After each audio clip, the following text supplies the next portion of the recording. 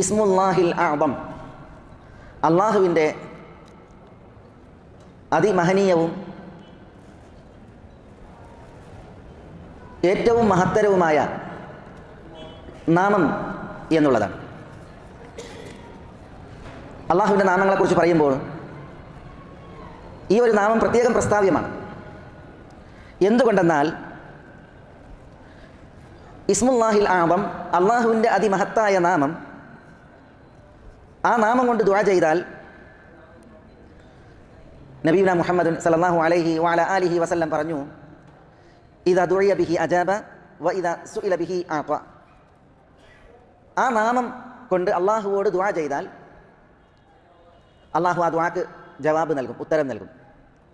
ആ നാമത്തെ മുൻനിർത്തി അള്ളാഹുവിനോട് യാചിച്ചാൽ, യാചിക്കുന്നത് അള്ളാഹു നൽകുകയും ചെയ്യും. അപ്പോൾ ഇസ്മുല്ലാഹിൽ അഅ്ദം, അള്ളാഹുവിൻ്റെ അതിമഹത്തായ നാമം, അതിന് മഹത്തുണ്ട്, അതിൻ്റേതായ പ്രത്യേകതയുണ്ട്. അള്ളാഹുവിൻ്റെ എല്ലാ നാമങ്ങൾക്കും മഹത്വമുണ്ട്, എല്ലാ നാമങ്ങൾക്കും പ്രത്യേകത ഉണ്ട്. അള്ളാഹുവിൻ്റെ എല്ലാ നാമങ്ങളും അത്യുത്തമമാണ്. വലില്ലാഹിൽ അസ്മാഉൽ ഹുസ്ന. എന്നാൽ അള്ളാഹുവിൻ്റെ നാമങ്ങളിൽ ചില നാമങ്ങളെ അപേക്ഷിച്ച് കൂടുതൽ ശ്രേഷ്ഠമാണ് എന്നുള്ളത് തെളിവുകൾ അറിയിച്ചിട്ടുണ്ട്. അതിൽപ്പെട്ടതാണ് ഇസ്മുല്ലാഹിൽ അഅ്ദം.